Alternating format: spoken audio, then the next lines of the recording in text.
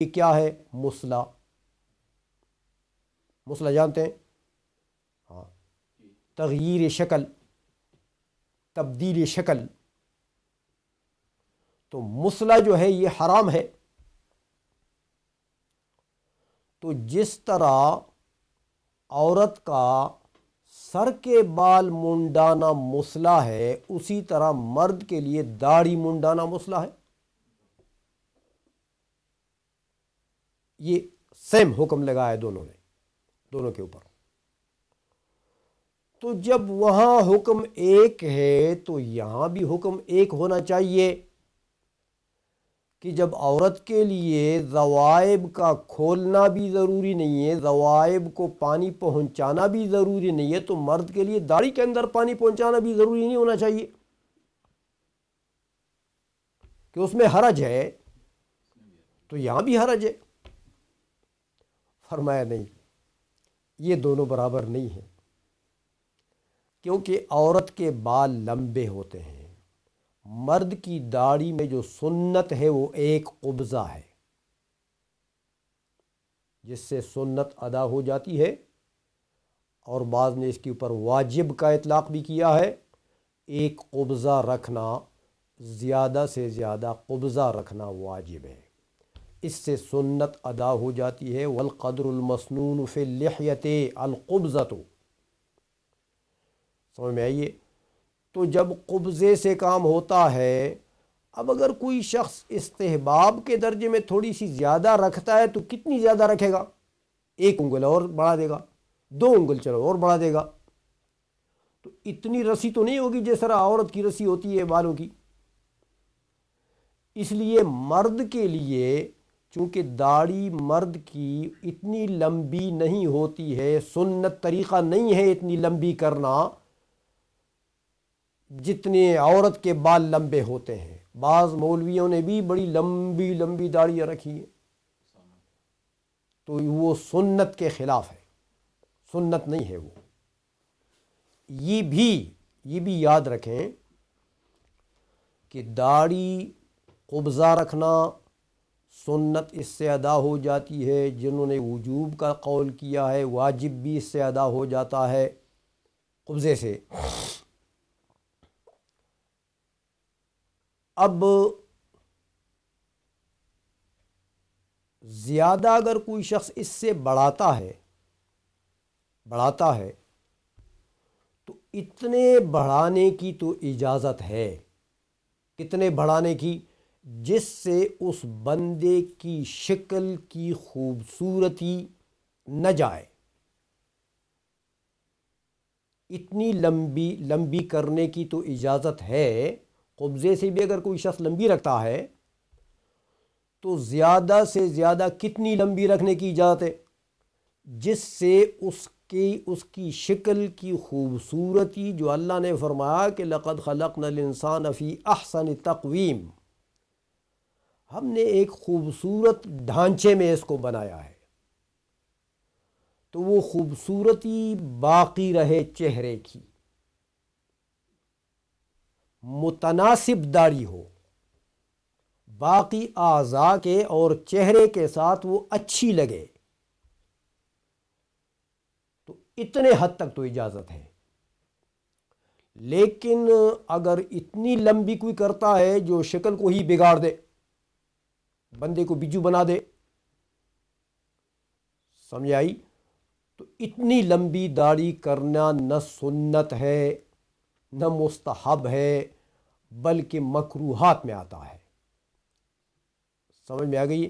کہ وہ بالکل قبیح لگے اور وہ کریہ المنظر لگے، شکل کوئی دیکھیں تو انسان کو کراہت آئے، تو ایسی داڑھی رکھنا جس سے شکل ہی کریہ المنظر ہو جائے،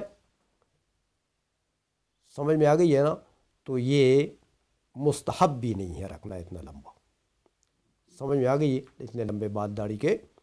اس لیے فرمایا کہ مرد کے لیے اگر بخلاف اللحیۃ لأنه لا حرج فی ایصال الماء الی اثنائها، کہ مرد کے لیے داڑھی جو ہے وہاں اس کے بالوں تک پانی پہنچانا، بالوں کے درمیان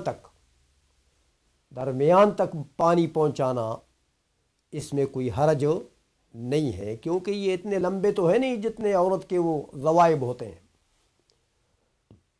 سمجھ میں آ گئی ہے؟ یہ تو قبضے کے اندازے سے ہے، 4 انگل کے اندازے سے، یا اس سے تھوڑی زیادہ جو حسین لگے، تو قدر حسن تک لمبی بھی رکھ سکتا ہے انسان۔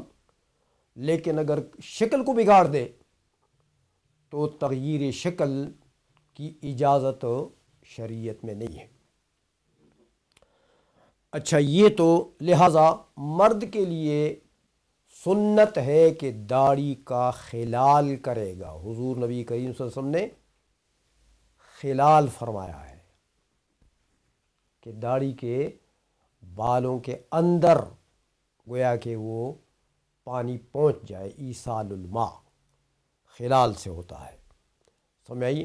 اور اگر ہلکی داڑھی ہے جیسے ہماری آج آپ لوگوں کی ہے، ہلکی ہلکی داڑیاں، تو پھر تو اس کو پانی پہنچانا چاہیے، دھونا چاہیے، سمجھ میں آئیے؟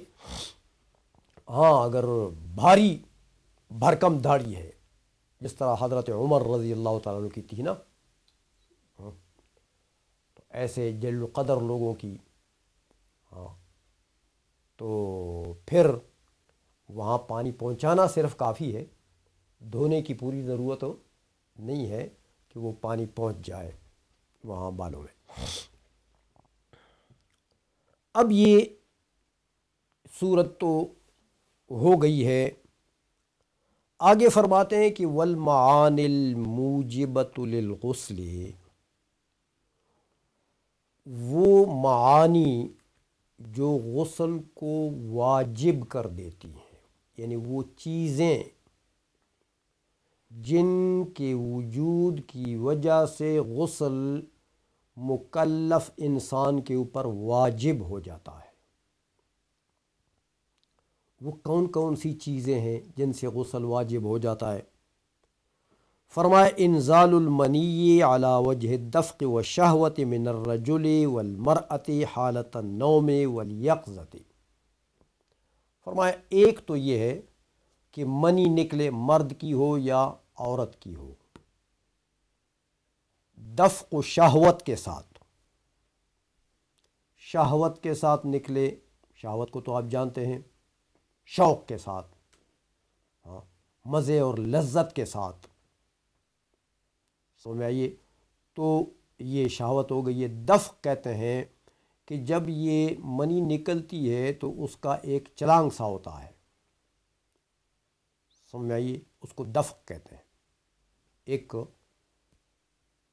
تو وہ چلانگ سا جو ہوتا ہے جو منی نکلتی ہے، اس چلانگ کو دفق کہتے ہیں۔ تو دفق اور شہوت کے ساتھ ہو، یہ شرط ہیں دونوں۔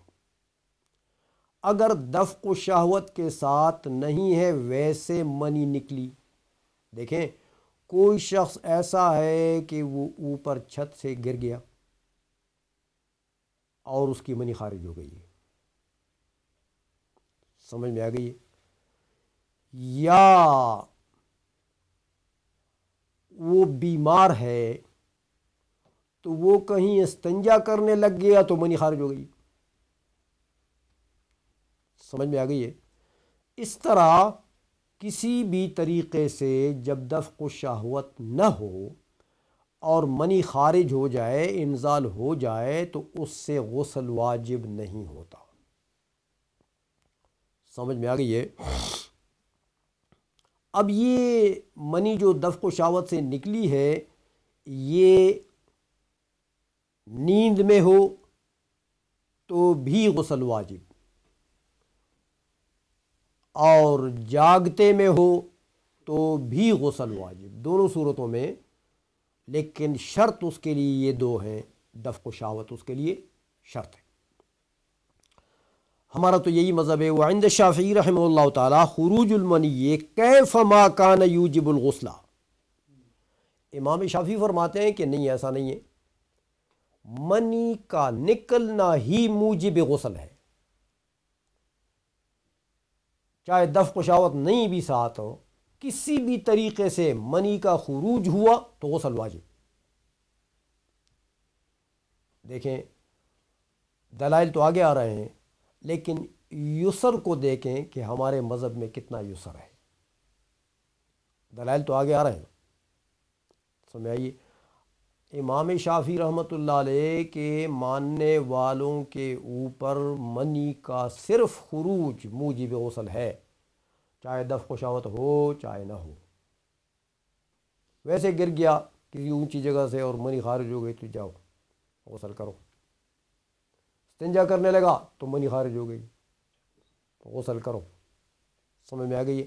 تو یہ مشکل پیدا ہو جاتی ہے نا انسان کے لیے، یہ تو بڑا ہی مطلب ہے کہ یعنی غسل کے وجوب کے مواقع زیادہ ہو گئے نا، تو جتنا غسل زیادہ مرتبہ واجب ہوگا اتنی مشکلات بڑھیں گی۔ سمجھ میں آ گئی؟ تکلیف بڑھے گی۔ اچھا، کیفما کان یبلغ لقولہ علیہ السلام، امام شافعی رحمۃ اللہ علیہ اپنے اس قول کے اوپر استدلال فرماتے ہیں حدیث سے، فرماتے ہیں حضور نے فرمایا کہ الماء من الماء، الماء پہلا ماء غسل، من اجلیہ ہے، دوسرا ماء منی۔ الماء من اجل الماء یعنی الغسل من اجل المنی۔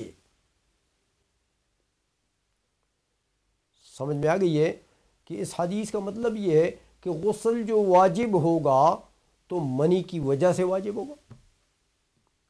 تو اب منی یہاں تو کوئی قید نہیں ہے کہ دفع و شہوت کے ساتھ ہو کہ نہ ہو، تو حضور نبی کریم صلی اللہ علیہ وسلم کا یہ ارشاد جو ہے، حضرت امام شافعی فرماتے ہیں کہ اس سے پتہ لگتا ہے کہ کسی بھی صورت سے منی نکلے تو نکلنا ہی موجب غسل ہے، بس غسل واجب ہو گیا۔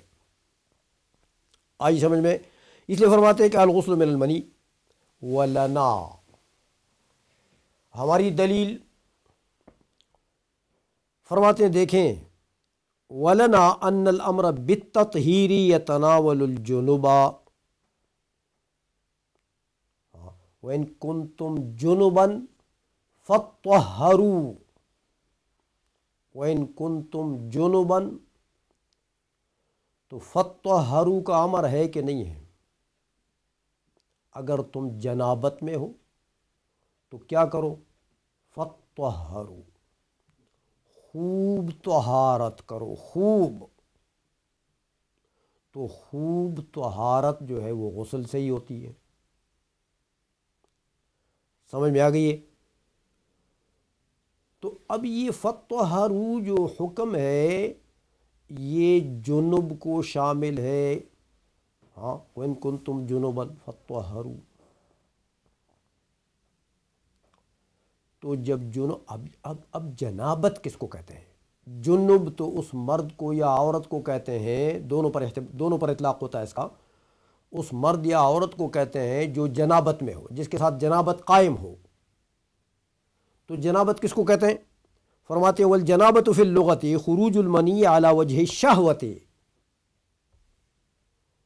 جنابت لغت عربی میں اگر اس کا آپ دیکھیں گے تو لغت عربی میں جنابت کا معنی کیا ہے؟ خروج المنی علی وجہ الشہوت۔ مطلق خروج منی کو جنابت نہیں کہتے کہ کسی بھی طریقے سے نکلے، اس کو جنابت نہیں کہتے، جنابت کہتے ہیں علی وجہ شہوت، کہ لذت کے ساتھ نکلے۔ تو اب یہ تو ہوا عربی لغت میں جنابت کا معنی، تو ہم اسی لفظ کو اسی عربی لغوی معنی کے اعتبار سے استعمال کرتے ہیں نا بھائی، اسی سے جنب ہے۔ تو جب اسی معنی میں استعمال کرتے ہو تو اس کے اندر، اس کے معنی کے اندر تو شہوت داخل ہے۔ سمجھ میں آ گئی ہے؟ اور جنب کو یہ حکم ہے فطہروا کا، تو وجوبی غسل جو جنب اوپر ہے فطہروا کی وجہ سے جو امر ہے اس کو، یہ کس کی وجہ سے؟ جنابت کی وجہ سے۔ تو جنابت کس کو کہتے ہیں؟ خروج منی علی وجہ شہوت۔ لہذا جنب کہتے ہی اس کو ہیں جس کی منی کا خروج ہوا وہ علی وجہ شہوت، اور جو علی وجہ شہوت نہ ہو وہ جنب ہی نہیں ہے۔ تو جب جنب ہی نہیں ہے تو فطہروا کا حکم بھی نہیں ہے اس کو، تو غسل کا حکم بھی نہیں ہے اس کو۔ تو آیت سے ہی پتہ لگتا ہے، آیت سے ہی پتہ لگتا ہے کہ ہر خروج منی جو ہے اس کو، جس کی منی کسی اور طریقے سے خارج ہو جائے تو اس کو فطہروا کا حکم، غسل کا حکم اس کو نہیں ہے، لہذا اس کے اوپر غسل واجب نہیں ہے۔ یہ تو اس لیے آگے اس کے اوپر استدلال فرماتے ہیں کہ یقال اجنب الرجل، اجنب الرجل، عرب کہتے ہیں کہ اجنب الرجل، رجل جنابت میں ہو گیا، اجنب الرجل، یہ کب کہتے ہیں کہ اذا قضى شہوته من المرأة، جب وہ اپنی شہوت پوری کرتا ہے عورت سے، عورت سے جب جماع کرتا ہے اور اپنی ضرورت پوری کرتا ہے تو اس وقت عرب کیا کہتے ہیں؟ اجنب الرجل، ہاں، مرد جو ہے وہ جنابت میں ہو گیا ہے، جنابت میں ہو گیا۔ تو پتہ لگا کہ بھائی جب وہ اپنی شہوت پوری کرتا ہے تو شہوت کے ساتھ منی نکلنے کو جنابت کہتے ہیں، سمجھ میں آئی؟ باقی رہا یہ تو آیت سے ثابت ہوا، باقی حضرت امام شافعی رحمۃ اللہ علیہ کی جو حدیث ہے، ہاں، اس کا آگے والحدیث محمول علی الخروج عن شہوت سے جواب دیتے ہیں۔ وہ بات چونکہ لمبی ہے اور ہمارا ٹائم ختم ہو رہا ہے، اس لیے یہیں پر اکتفا کرتے ہیں، اور حضرت امام شافعی رحمۃ اللہ علیہ نے جو حدیث نقل کی ہے الماء من الماء، اس کا جواب انشاءاللہ اگلے درس میں اس کی صحیح حدیث کی صحیح تفسیر بیان کر کے تو اس کا جواب خود بخود آ جائے گا اس میں۔ وآخر دعوانا ان الحمد للہ رب العالمین، وصلی اللہ تعالی علی حبیبہ سیدنا محمد وآلہ وصحبہ اجمعین برحمتک یا ارحم الراحمین۔ بسم اللہ الرحمن الرحیم۔ معزز ناظرین و سامعین و حاضرین، گزشتہ درس میں ہم نے احناف کی جو دلیل تھی وہ بیان کی تھی، اور حضرت امام شافعی رحمۃ اللہ علیہ نے جو حدیث استدلال میں پیش کی تھی کہ الماء من الماء، احناف کی طرف سے صاحب ہدایہ اس کا جواب نقل کرتے ہیں حدیث کا صحیح محمل بتا کر کہ صحیح معنی مراد اس حدیث سے کیا ہے۔ چونکہ مسئلہ تو یہی تھا کہ حضرت امام شافعی رحمۃ اللہ علیہ کے نزدیک منی نکلے کسی بھی حالت میں، کسی بھی کیفیت سے، تو اس سے غسل واجب ہو جاتا ہے۔ احناف کے نزدیک اس کے لیے دفع و شہوت شرط ہے، یہ بات ہو گئی تھی گزشتہ درس میں۔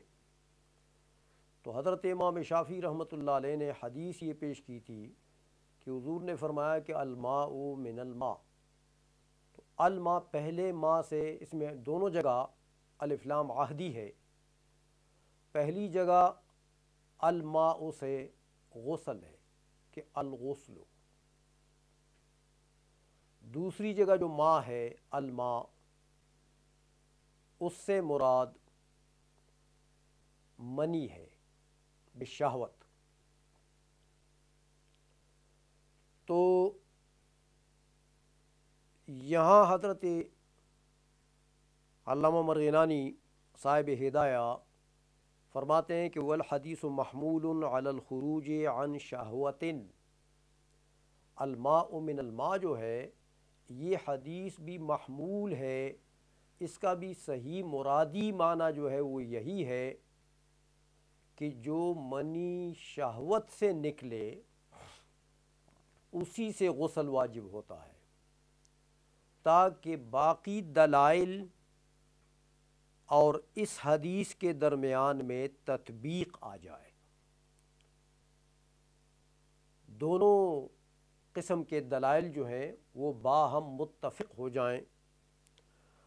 اور ویسے بھی دیکھیں، الماء من الماء سے ظاہر بات ہے کہ اس کا اپنا لغوی معنی تو مراد نہیں ہے کہ پانی پانی سے، پانی پانی سے تو کچھ معنی نہیں بنتا ہے، الماء بھی پانی اور دوسرا ماء بھی پانی، تو الماء من الماء پانی پانی سے، یہ معنی تو مراد نہیں ہے، اس پر تو اجماع ہے۔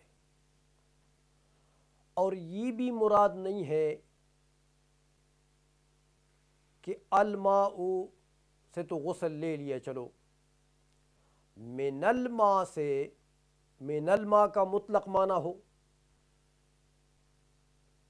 کہ کوئی بھی پانی ہو، تو من الماء سے اگر الماء میں الف لام جنسی لیتے ہیں یا استغراقی لیتے ہیں تو پھر تو اس کا معنی یہ ہوا کہ چاہے پانی ہو، چاہے مزی ہو، چاہے ودی ہو، چاہے منی ہو، جس قسم کا بھی پانی ہے غسل اس سے واجب ہو جائے گا۔ تو یہ تو اجماع کے خلاف ہے، ودی یا مزی سے تو غسل واجب نہیں ہوتا، اور پیشاب بھی پانی ہے تو اس سے بھی تو غسل واجب نہیں ہوتا، اس لیے جنسی یا استغراقی بھی نہیں ہے۔ تو جب یہ بھی اجماع کے خلاف ہے کہ یہ مراد الماء من الماء سے نہیں لے سکتے ہیں کیونکہ ان چیزوں سے غسل واجب نہیں ہوتا، اور اس پر بھی اجماع ہے، حتیٰ کہ امام شافعی رحمۃ اللہ علیہ بھی یہی مانتے ہیں کہ اگر منی بشہوت نکلے تو اجماعاً غسل واجب ہے، احناف کے نزدیک بھی اور شوافی کے نزدیک بھی، اس پر بھی اجماع ہے۔ تو بھائی جو اجماعی شکل ہے احناف نے وہی لی ہے کہ الماء من الماء یعنی الغسل من المنی بالشہوت اذا خرج بالشہوت، تو یہ جو شکل لی ہے احناف نے، یہ اجماعی جو شکل ہے، اجماعی جو فرد ہے اس کا، وہ انہوں نے مراد لے لیا ہے اس سے۔ تو حدیث کا معنی یہ ہے کہ بالشہوت نکلے۔ اب تھوڑا سا حضرت امام اعظم رحمۃ اللہ علیہ اور امام محمد رحمۃ اللہ علیہ طرفین ایک طرف ہیں، اور حضرت امام ابو یوسف رحمۃ اللہ علیہ دوسری طرف ہیں، تھوڑا سا اختلاف ہے آپس میں۔ وہ یہ کہ ٹھیک ہے شہوت سے نکلے منی تو غسل واجب ہوگا، لیکن شہوت اصل میں منی کے نکلنے کے معنی آتے ہیں دو،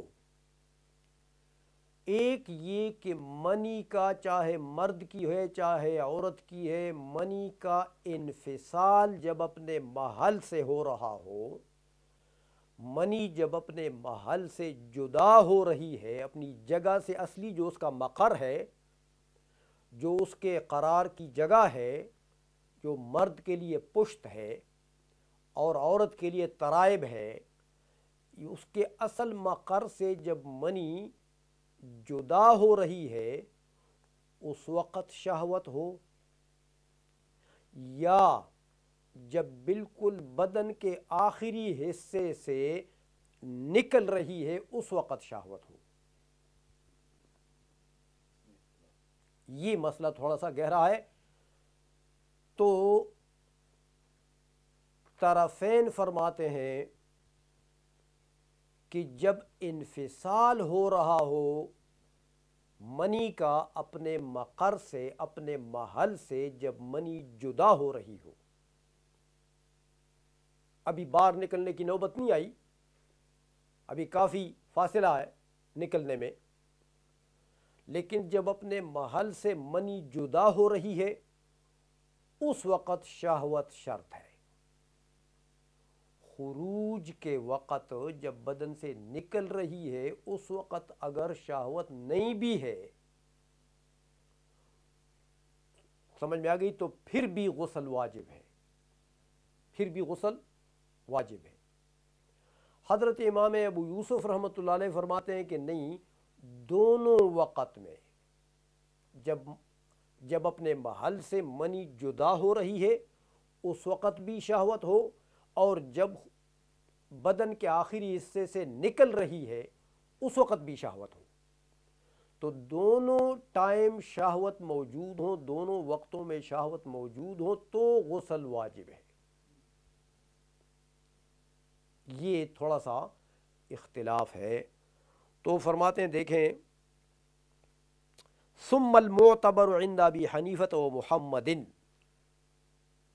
پھر طرفین کے نزدیک جو چیز معتبر ہے وہ انفصالہ عن مکانہ علی وجہ الشہوت، کہ اپنے مکان سے، اپنے مقر سے اس کا انفصال جب ہو رہا ہو، جدائی ہو رہا ہو، تو وہ شہوت کے ساتھ ہو بس، تو غسل واجب ہو جائے گا۔ وعند ابی یوسف ظہورہ ایضاً، امام ابو یوسف فرماتے ہیں کہ جب منی کا بدن سے نکل کر اس کا ظہور ہو رہا ہے، بدن کے آخری حصے سے نکل رہی ہے، تو اس وقت بھی شہوت شرط ہے۔ یہ کیوں؟ فرماتے ہیں اعتباراً للخروج بالمزایلۃ، امام ابو یوسف خروج کو قیاس کرتے ہیں مزایلہ پر، کہ دیکھیں مزایلہ کے وقت میں تو طرفین نے کہہ دیا ہے جب زوال ہو رہا ہے منی کا، اپنے مقر سے، اپنے محل سے وہ منفصل ہو رہی ہے، جدا ہو رہی ہے، اس وقت تو طرفین نے کہہ دیا نا کہ شہوت شرط ہے۔ تو امام ابو یوسف فرماتے ہیں کہ جب اس وقت شہوت شرط ہے تو خروج کو بھی قیاس کرو اس کے اوپر، لہذا خروج کے وقت بھی شہوت شرط ہے۔ تو دونوں ٹائم امام ابو یوسف رحمۃ اللہ علیہ کے نزدیک شہوت شرط ہے۔ اس لیے فرماتے ہیں کہ اذ الغسل یتعلق بہما، کیونکہ غسل کا تعلق دونوں سے ہے۔ دیکھیں امام ابو یوسف فرماتے ہیں کہ غسل کب واجب ہے، یعنی غسل جب انسان کرتا ہے کہ منی بدن سے نکلی ہو۔ اگر فرض کرو کسی نے خواب دیکھا، ہاں، اور خواب میں اس نے احتلام دیکھا، لیکن جاگا تو بلل نہیں ہے، نمی نہیں ہے، منی نہیں نکلی ہے، تو کیا غسل واجب ہے؟ نہیں۔ تو غسل کب واجب ہے؟ جب بلل موجود ہو، جب نمی موجود ہو۔ تو پتہ لگا کہ غسل جب واجب ہے، امام ابو یوسف فرماتے ہیں کہ جب خروج ہو چکا ہو۔ نفس مزائلہ سے تو غسل واجب نہیں ہوتا۔ تو جب غسل جب واجب ہوتا ہے کہ جب خروج ہو، تو خروج میں بھی شہوت کا شرط ہونا چاہیے، جیسے مزائلہ میں، انفصال میں شہوت شرط ہے، تو ادھر بھی شہوت شرط ہونا چاہیے۔ یہ حضرت امام ابو یوسف رحمۃ اللہ علیہ کی دلیل ہے۔ وَلَهُمَا، طرفین فرماتے ہیں کہ ایسا نہیں ہے۔ اصل بات یہ ہے، دیکھیں طرفین فرماتے ہیں کہ جب مزایلہ کے وقت، جب منی اپنے مقر سے، اپنے محل سے جدا ہو رہی ہے، اس وقت شہوت پائی گئی، فرض کرو، اور جب خروج ہو رہا ہے اس وقت شہوت نہیں ہے۔ اس کی صورتیں کئی ہو سکتی ہیں، سمجھ میں آئیے؟ جیسے کوئی شخص ہے کہ وہ عند الاحتلام، جب اس کو احتلام ہو رہا ہے اور اس نے محسوس کر لیا شہوت آ گئی ہے، اور اس نے فوراً مزایلہ کے وقت میں اس نے تو شہوت محسوس کر لی، لیکن اس نے خروج کے راستے کو پکڑ کر بند کر دیا، تو شہوت ساکن ہو گئی، اور سکون کے بعد کچھ دیر کے بعد جب اس نے چھوڑ دیا تو منی نکل گئی، بدون شہوت نکلی، شہوت نہیں تھی۔ تو طرفین فرماتے ہیں کہ یہ بتاؤ کہ جب مزایلہ کے وقت شہوت ہے، خروج کے وقت شہوت نہیں ہے، فرض کرو، تو وجود شہوت عند المزایلہ تقاضا کرتی ہے کس چیز کی کہ غسل واجب ہونا چاہیے، غسل واجب ہونا چاہیے۔ خروج کے وقت شہوت نہیں ہے، اس کا تقاضا کیا ہے کہ غسل نہیں واجب ہونا چاہیے۔ سمجھ میں آ گئی بات ہو؟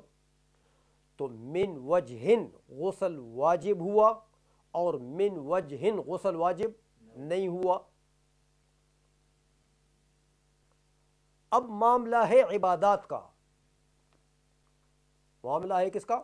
نماز کا مسئلہ ہے، طہارت کا مسئلہ ہے، عبادات کا مسئلہ ہے۔ تو جب من وجہن ایک چیز واجب ہے تو اس کو من کل الوجوہ واجب کہنا چاہیے، تاکہ احتیاط پر بھی عمل ہو جائے، جو عبادات میں اصل احتیاط ہے۔ آئی سمجھ میں؟ اس لیے طرفین فرماتے ہیں کہ عند المزایلہ اگر اپنے مقر سے منی جدا ہو رہی ہے، اس وقت شہوت پائی گئی تو بس غسل واجب ہے، اگرچہ عند الخروج وہ شہوت نہیں بھی پائی گئی تو بھی غسل اس کے اوپر واجب ہے۔ اس لیے فرماتے ہیں کہ وَلَهُمَا، طرفین فرماتے ہیں کہ أَنَّهُ مَتَى وَجَبَ مِنْ وَجْهٍ، کہ جب من وجہن غسل واجب ہو گیا کہ مزایلہ کے وقت میں شہوت پائی گئی تو من وجہن غسل واجب ہو گیا، تو فَالْإِحْتِيَاطُ فِي الْإِيجَابِ، تو احتیاط کس میں ہے کہ اس کو من کل الوجوہ واجب قرار دے دو کہ بس واجب ہے۔ سمجھ میں آ گئی ہے؟ تاکہ احتیاط پر بھی عمل ہو جائے، عبادات کا باب ہے، عبادات کا مسئلہ ہے، اس لیے اس میں غسل کا وجوب جو ہے یہی ارجح ہے۔ آئی سمجھ میں؟ اور یہ بھی آپ پڑھ چکے ہیں، ہاں مفتی کورس میں آپ پڑھ چکے ہیں کہ صاحبین میں سے اگر ایک بھی امام اعظم کے ساتھ ہو تو فتویٰ امام اعظم کے قول پر ہے۔ یہاں پر امام محمد امام صاحب کے ساتھ ہیں تو فتویٰ اسی قول پر ہے، احتیاط بھی اسی میں